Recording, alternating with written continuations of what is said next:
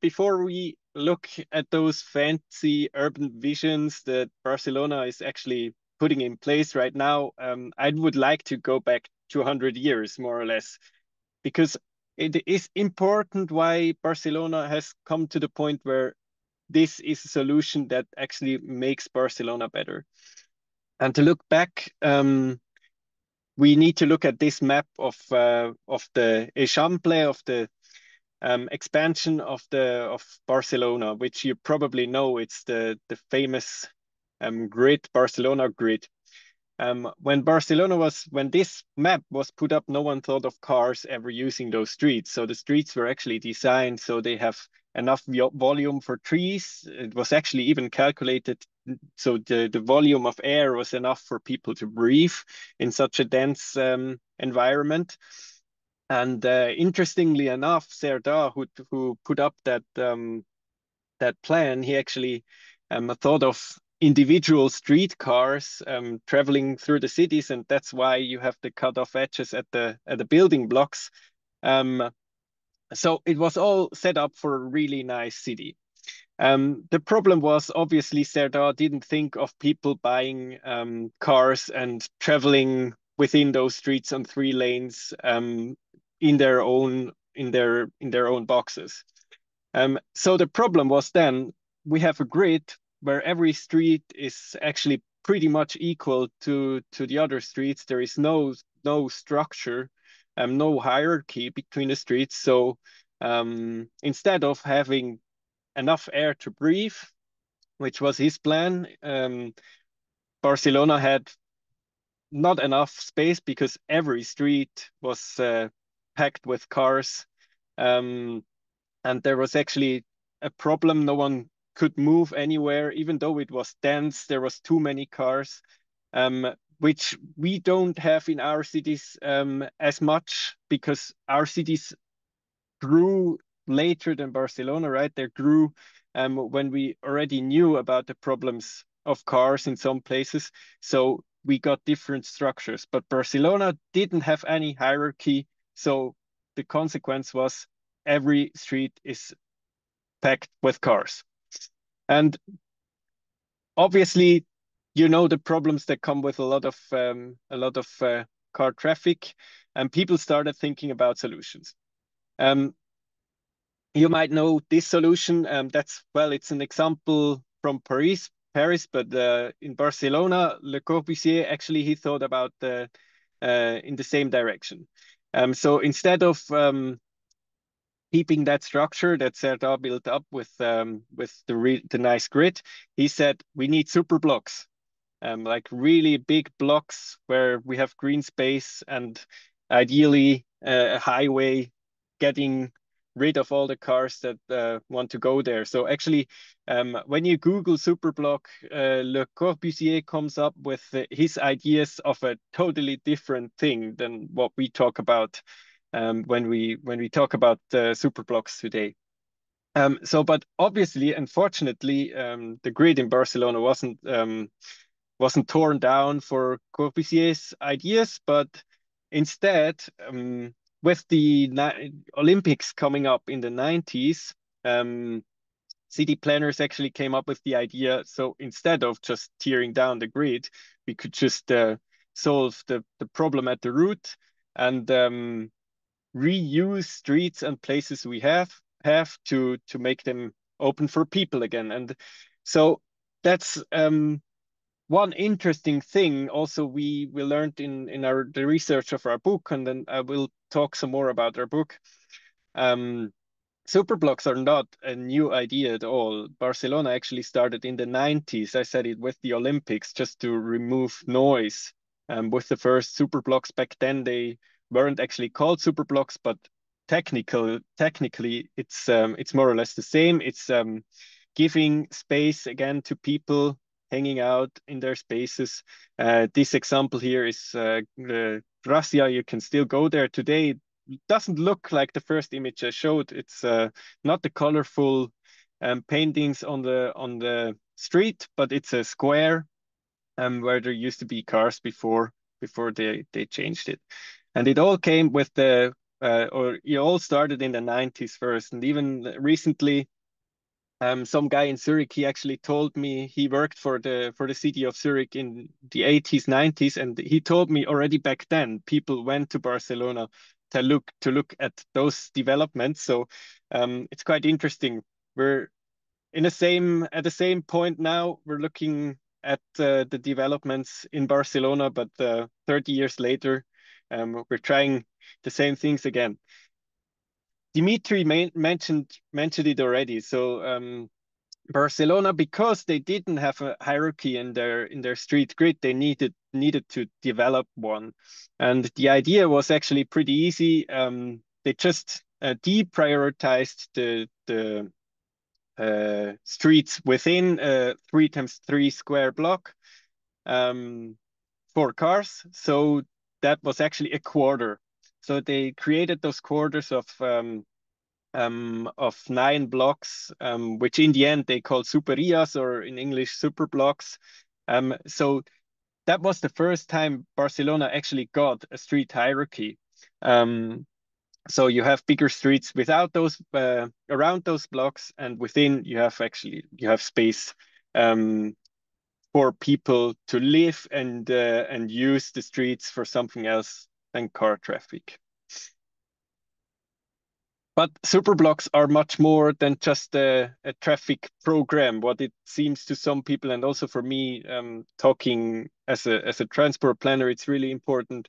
We're not just talking about removing cars or reusing space within those 9 blocks, but it's also a survival program. And interestingly enough, Barcelona has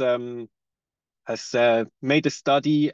I think the the setup of those superblocks could save several hundred lives because it reduces pollution. It reduces also the heat because they have more green spaces, and it's safer on the streets. So superblocks are a survival program. And in our book, we talk to a lot of people that have connections to superblocks in different cities. Rachel Aldred is a researcher, and she actually pointed to an interesting study, and she said that a subway strike in London actually caused a lot of discontent, but in the end, it had a positive economic impact, even though it was a strike, because people started to change behavior, and their behavioral changes actually led to a healthier, um, healthier mobility behavior. So it's interesting, by changing streets or by sudden events in our mobility system, people start to rethink their behavior. And usually people then start using other modes that are that are healthier. And that brings a positive economic benefit. But superblocks are not only for our health, but they're also a neighborhood concept. And you might, well, you obviously, if you were there at the last webinar, Carlos has talked about the 15-minute city. And superblocks are in some way actually a manifestation of a 15-minute city, because a 15-minute city, in one way, it's about provisioning the different things that you need for daily life. But it's also, and I think that's sometimes not talked about enough, it's also about reusing street space for meeting and to be close to friends, to people you want to meet. And Demetrio has put it really nicely. He is a city planner from Milano who was there. He had a leading role in Piazza Aperte, which is more or less the superblocks from Milano. And he said people have a need for closeness. And just by providing space for closeness, a neighborhood can actually build up an identity. So I think also the 15-minute city is about provisioning services, but it's also about providing closeness, so people can actually live together, talk together, which is also in the end almost a challenge we have in our society. We can actually be closer again to our people and people living in our quarters. So that's even in the broad picture of 15-minute city. I think Superblocks are providing important services that make us come closer to a 15-minute city, apart from just being able to walk more or bike more. Dimitri has mentioned it, like Superblocks are everywhere now. And it's also always a bit a question, what are Superblocks at all?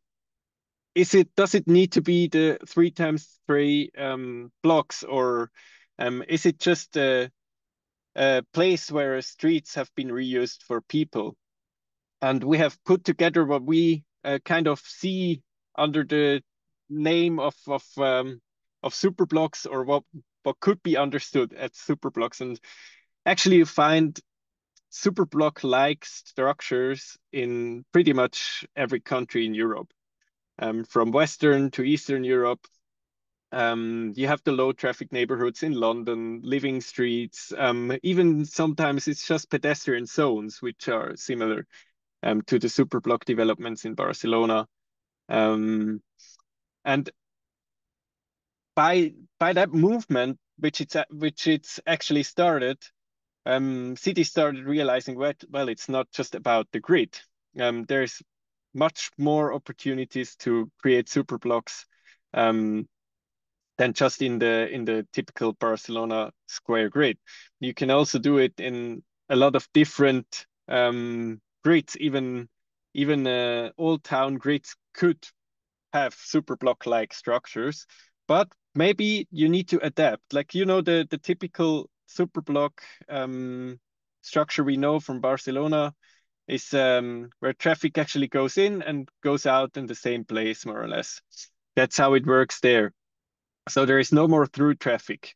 And the interesting thing in Barcelona is in these intersections, you gain a lot of space, but you need huge intersection to gain space. So for instance, in Zurich, that's not possible. I'll get to that point. So we need to find different ways to actually being able to reuse space for people instead of cars.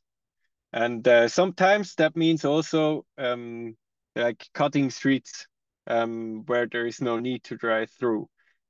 Sorry, it's in German because it's an image from our book.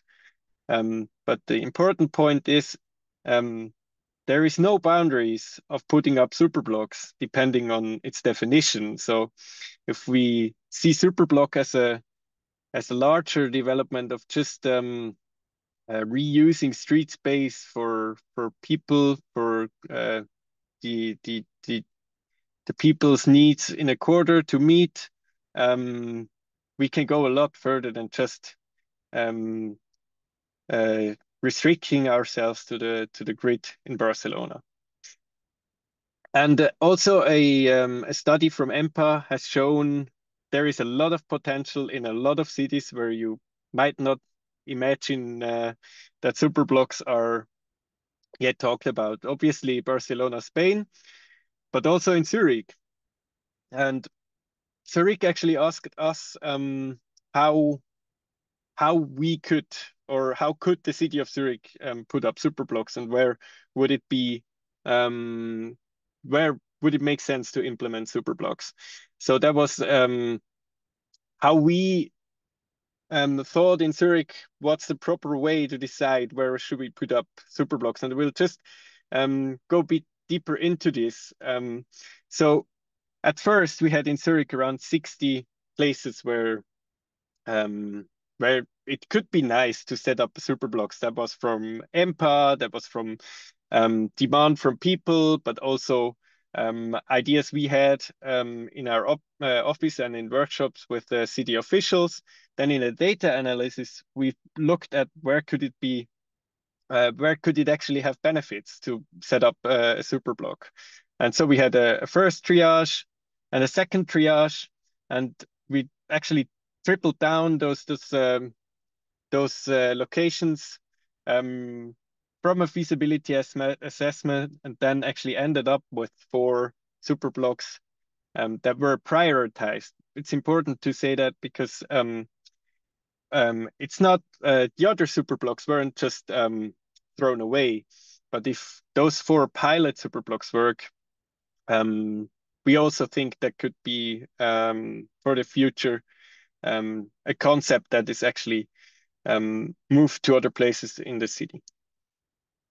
The site selection is an important important part where we actually also were looking at in the in our data analysis. So I've pretty much talked about most criteria already, but there is 2 I want to point out. First one is the expected support, and that's a really important factor, especially if we're talking about pilot projects.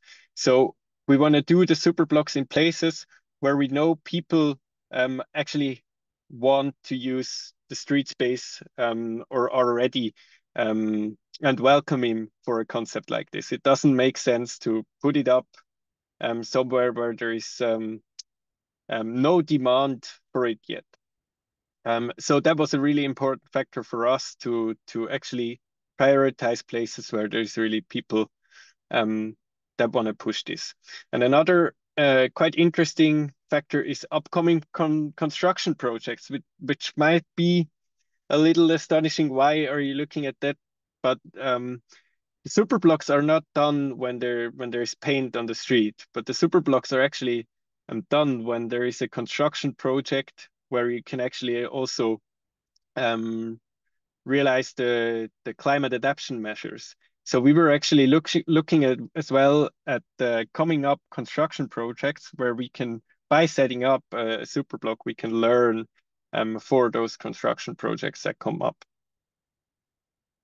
And in Barcelona, you know, it has changed again because there was an election, but there were actually superblocks planned all over the city. And obviously in Zurich, we don't have a city structure that that makes it possible to set them up everywhere. So we had to look at those different quarters more precisely what's possible. And this is just a random example. Actually, it wasn't chosen in the end to be a pilot, but it shows how we try to actually regain space. But compared to Barcelona, we can't do it by just, that's what I mentioned before, by just limiting ourselves to redesigning the corners of the intersections, but we need to actually change the flow of the vehicles so we actually gain new streets where we have totally removed all cars, because otherwise the intersections are too small to gain space like in Barcelona. So here's an example where we actually redesigned the traffic management in a whole quarter to gain space and actually redesign here. That's a little square in Zurich and make it car free. So I mentioned it. It's a development in stages. So change comes step by step. I already mentioned the locations. So we determine where should superblocks be implemented in a city, where does it make sense. In the second step, we have those short-term improvements. That's what you probably know from Barcelona, the fancy pictures, where we already can have impacts on quality of life, on the social climate, but also on adaptable space, and we can test out different things. But the important thing is there is a third step, and it shouldn't be forgotten. That's the structural measures, where we actually do the construction projects and rebuild space, which in the end might not look as colorful as before. And just focusing on that second step, I just want to quickly talk about tactical urbanism because that's the important part of the second step of the short-term changes we can actually implement now. And the interesting thing, I think, is superblocks are usually a thing that the officials or the authority realizes, but there's actually smaller changes that everyone can help implementing once the city, either the city starts a superblock or you just want to improve your neighborhood. And one example is chair bombing, where people just put up benches in places they feel like we need to have a bench. That's part of a short-term change, and it can even lead to a superblock or be part of a superblock. And on the other extreme, you might know that there is redesigning New York Times Square, which is also um, partly tactical urbanism, because it's an experiment. What happens if we remove through traffic from New York Times Square? And here you see it before after, but there was also in this example an in between where it was just tactical change where the measures were quite easy with plants and color on the floor, where people learned it actually works. And actually, funnily, in New York, they measured the time from the yellow cabs. They measured GPS data if driving times increased, and they realized they removed traffic from Times Square, but the cabs actually didn't have any delays, even though they closed the central street for cars. And here is the third step. What I mentioned before, in Barcelona, it's not done with the color on the streets, but in the end, there is a redesign project and which needs construction works. And actually, when those yellow benches move on, there is the construction project, and now it looks like this in some super blocks where there was the yellow benches before. So Barcelona actually does the third step as well. It doesn't end with those nice shiny pictures and designs, but it's actually done when it's redesigned like this. And if you visit Barcelona, you will notice a lot of these um, places where there was a super block before, but it moved on, or it was a temporary super block and it got redesigned, and then it moves on to the next place, next 9 squares. And often people are scared of changes like this. And we also in our book we put a focus on what happens to trade and how do business react to super blocks. And we talked to Dirk von Schneidemesser. He's a researcher from Berlin, and he looked into this in a quite interesting study. And he realized that usually shop owners overestimate the number of people coming by car. So you see this here, and that's in Berlin. Berlin is obviously um, still a car-centric city, I'd say. Maybe someone has a different opinion there, but I'd say that. So car trade owners or shop owners, um, they have a different perception of mobility behavior of their customers than what customers actually have. So that's a reason why maybe the changes that happen also in Barcelona and superblocks usually are overestimated from a trader's perspective, because they overestimate people coming by car.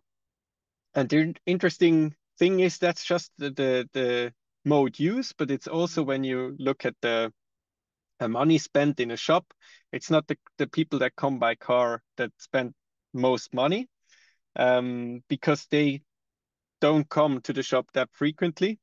So people in a car come less, they spend a little more, but they have less frequency in visiting the store. People on foot or by bicycle, they spend less money, but they visit more often. So in the end, they actually spend more money in the shop. And to even make this point a little stronger, we looked at heaps of studies from all over the world, from similar superblock developments. What happened when developments like this were put up? And we actually saw that in pretty much all the studies that there was a positive development for traders in those places. But I also have to say most studies looked at really central places and big cities. So it would actually be interesting to at some point also have a look at smaller cities, maybe more rural areas, if that effect actually exists as well there. I didn't find really hard evidence yet of the same development also in rural areas, but not saying that doesn't exist, but there's just no research or no good research yet. And interestingly enough, we had a project in a small village in Canton Bern. And one of the officials actually told us about the EIDH principle, or in German, it's the Agabu-Prinzip, which we actually, for us, it was really an eyes-opening principle. We always talked about those studies in all the projects, and we thought there's so much evidence that actually superblocks are also an economic factor. You can improve your turnover. And he said he was actually a tradesman himself, and a lot of people actually told him when he wanted to open a shop in a new city that it won't work here, right? We're different here, and that's why he was just always talking about this principle. Everything is totally different here, because that's what he was told every time he wanted to open a shop in a new city. People told him everything is totally different here. It doesn't work here like in the other cities. And actually, that's a main difficulty, convincing people that feel like everything is totally different here, even though the studies in comparable circumstances actually point in another direction. And Dimitri has actually mentioned Brussels, and just a final stop on all the European cities I talk about needs to be Brussels, because a lot people think superblocks are really a low-hanging fruit and it's easy. We just do it quickly, and people will be happy anyway afterwards. And Brussels might be the most extreme example how it can be different. And when Brussels put up a superblock, or it was called the Good Move Plan, or was part of the Good Move Plan, but in the end it was more or less a superblock. People actually removed the signs night for night. They had to put up the signs, and that's a photo of a demonstration where they actually removed all the signs from that superblock, and the city had to put them up, I think, for several weeks, and they had problems with people vandalizing their benches. So I think a really important point, Stefan van den Hende, he's in Brussels. He was leading on that Good Move Plan as well. Superblocks tempt with quick transformation potential, but actually you shouldn't misinterpret that it doesn't need preparation. So good preparation is central, and good communication is central as well beforehand. Otherwise, even low-hanging fruits might take it wrong. And in Brussels, I obviously don't want to end this whole story with a picture where people remove the signs, but in Brussels, the nice thing was there was people against it, but also people in favor of superblocks started mobilizing. And you see a sticker here that's not that's not a CD who designed those stickers, but they're actually a movement started gaining weight week by week, which actually supported the Good Move plan, and they created those stickers. They had a huge Facebook page. So the more time we actually can also resist the resistance. That's actually how Dimitri from Milano put it. We need to resist the resistance, and every week we resist, the people who are in favor and see the benefits, they grow stronger and stronger. So I think it's an important part to get communication right, but also to wait out the time where people are louder who oppose those developments. And I think the last word should belong to the more or less inventor of Superblocks in Barcelona. Superblocks are a key measure to make cities again become a place where most streets are for people and not necessarily just for cars. And that's where I close. I have talked a lot about our book. It's in German, so I'm sorry. Everyone who doesn't speak German can just write me an email and ask questions, and I try to reply in English or even my bad French.